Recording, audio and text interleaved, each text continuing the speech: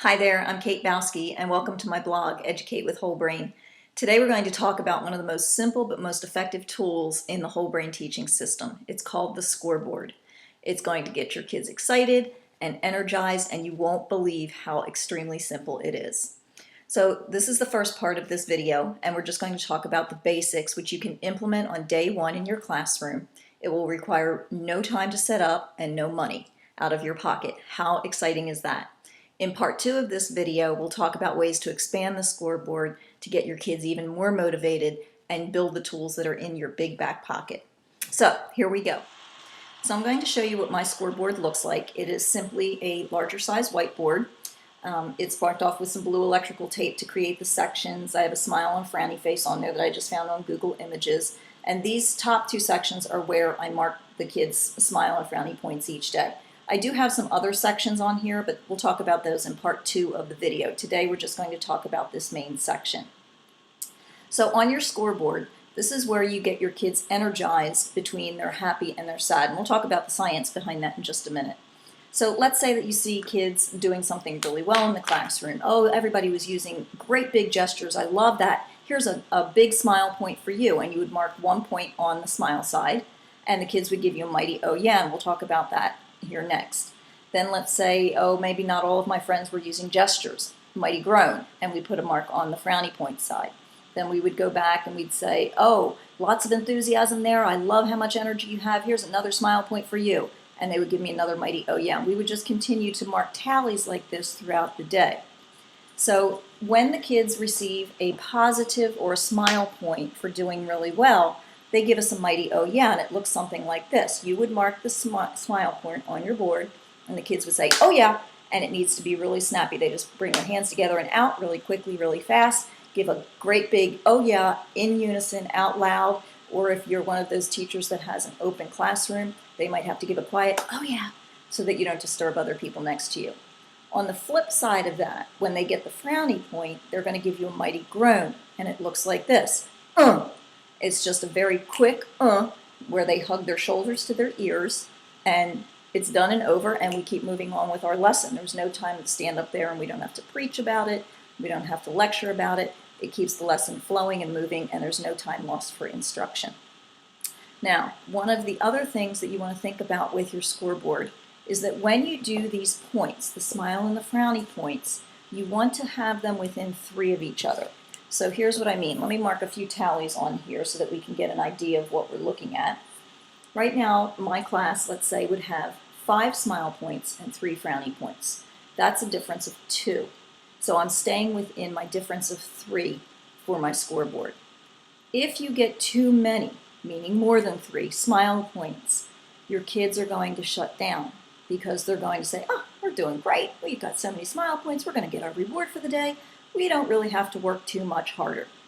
On the other hand, if they have too many frowny points, they're going to say, there's no way we'll ever catch up. Why should we even bother to try?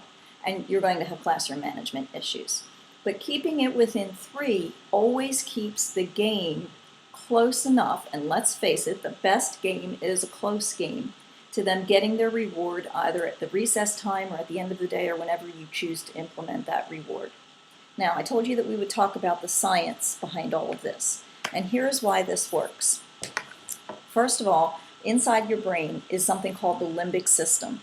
You've also got something called an amygdala, and these systems together control our emotions, whether we're happy or whether we're sad, whether we're ecstatic or whether we're upset, and this is what our scoreboard does for us. The frowny faces bring the kids down a little bit, the smile points bring them back up a little bit. So we're constantly having that up and down in our classroom that keeps our kids engaged because their emotions are always going. Now that you know how the scoreboard works in its most basic stage and the science behind it, let's talk about some things that you might need to think about as you implement this in your classroom. I know that for me, using the scoreboard was something I really had to train myself to do throughout the day.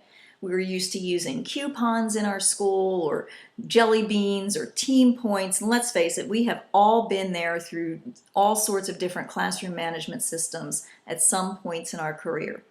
The scoreboard, once you get used to marking those points on a continual basis throughout the day, is probably the easiest and most effective tool you'll ever use as far as classroom management goes. So let's talk about some of the things that you might experience as you start to implement this. On my scoreboard right now, I have a class who's showing 6 smile points and 3 frowny points, and we're trying to stay within that rule of 3. And let's say that my kids are having a really outstanding day, and I'm thinking to myself, geez, I just don't see anything negative going on that I could mark a frowny point for to keep them within this rule of 3. Because if I give one more smile point, now I'm going to be out of balance. Now I'll have a difference of 4. So here's the best thing about this system. You are all seeing in your classroom. You have the control over this scoreboard, not the kids. That's what's so cool about this. While yes, you are marking in return for the type of behavior that you're getting from them, you work this to your advantage. How sweet is that? Let me show you what I mean. My scoreboard is set up like this. My kids are doing fantastic. They're gesturing. They have lots of energy. They have lots of enthusiasm. And you just can't give them one more smile point because then your scoreboard's going to be out of balance. So you say, all of my friends were not gesturing with enough enthusiasm. Give me a mighty groan. And you'll mark another point on the frowny point side. Was there somebody in that classroom that wasn't giving me lots of energy and enthusiasm? Probably not if they're having an outstanding day. They don't know that, but I know I have to keep my scoreboard in check in order to keep my class engaged and energized and motivated. And that's why this system is so great. You work it to what you need for your students to get them where you need to be. Now let's look at 2 ways that you can work a little bit more with your scoreboard. Let's look at a new scenario. And right now my class has 6 smile points but 9 frowny points. I am maxed out because I now have a difference of 3 and I have to give a smile point in order to keep my scoreboard in check. So I have to find a way to do it. Now if I'm looking at a scoreboard with a lot of frowny points, I know that something's going on in my class and I need to bring them back up again. So I'm going to just pick a student out at random and I'm going to say, Marcus just did a fantastic job with his partner and his teach, okay? Everybody say, thank you, Marcus. He just earned us a smile point. And everyone will say, thank you, Marcus. And then as I mark the point on the board, they will give me a mighty oh yeah. And now I am back to only having a difference of 2. So by pointing out individual positive behavior is a way to get some smile points added onto the board if you don't feel like you can do it based on the whole class. One caution with that is you don't ever want to point out individual negative behavior because that will demoralize a child and it doesn't really help you get your class to where they need to be. So think about just doing some individual positive points when you need them in the smiley section on your scoreboard. Something else that you can think about doing is as your motivation starts to dip down in your classroom, you might want to do something that's called ping pong on the scoreboard. And I can tell you, when I first started Whole Brain, this was something that was really hard for me to understand and do. But through time and through practice, I got it. So I wanted to show you a video of how this looks in my classroom. Let's take a look at that. However I say class, that's how you say yes.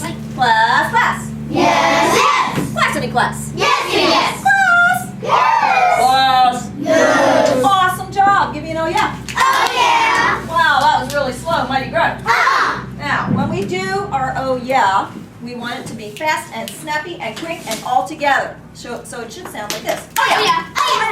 So let's practice a little bit. You ready? Oh yeah. Let's try and do it all together. Do it again. Oh yeah. That was not bad. Give me another. Oh yeah. Oh yeah. Oh, I heard a few people off key. Now we're going to do mighty groan. When we do mighty groan, hug your shoulders to your ears and give me a mighty Oh. Oh, that was not all together. Mighty groan. Let's try it again. Much better. Oh yeah. Oh yeah. Good job. Another oh yeah. Oh yeah. Oh, we're getting a little sloppy, a little bit slower. Mighty groan. Make it faster. Make it louder. Wow, that was really good. Give yourselves an oh yeah. Oh yeah. We are playing for our game time today, our challenge portion of our game time today. Couple comments about the rewards that you give your kids. It is amazing what little things kids will work for. Get rid of your treasure box, get rid of your treat basket, get rid of your Oriental trading catalogs. You will not need to spend another penny on rewards for your kids. Keep your rewards small, small, small. There is a lot of research out there that says human beings value rewards when they are actually smaller. So you might give an extra minute of recess, or you might give the opportunity to play 1 minute of a game at the end of the day.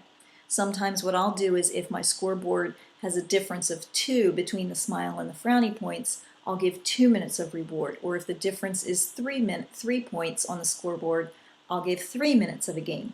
My kids love to play Sparkle to review their spelling words. They love to do Around the World. They love to do Boys versus Girls and a review of academic content.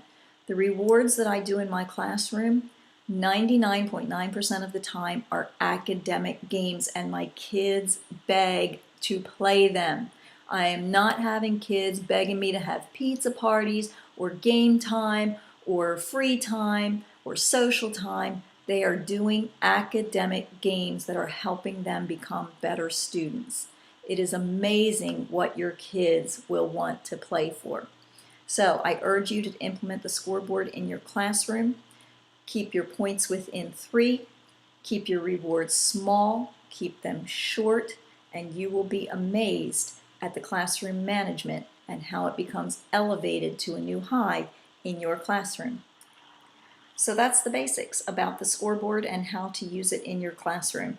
If you have any questions about creating a scoreboard or implementing it on day 1, or you get into a situation and you're not quite sure how it should have been handled, feel free to email me at katebowski@wholebrainteaching.com.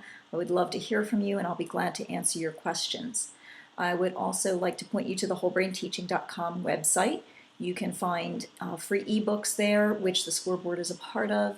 You can also find a webcast where Coach B goes into much more detail about the scoreboard than this video does, and that will really give you some in-depth information about it, so I urge you to look that up. Finally, I would like to point you to our brand new book that Coach B has put into print. It's called Whole Brain Teaching for Challenging Kids, and it's an excellent read. Goes into great detail about our whole brain teaching origins and the system itself, and will answer a lot of your questions. So if you haven't had a chance to look that up yet, check it out on Amazon.com. We also have a book club for those looking to get certified in whole brain teaching, and that website is wbtbookclub.blogspot.com. And you can read the directions on there about how to start earning certification points. So good luck with your scoreboard. I look forward to hearing from you, and power to the teachers.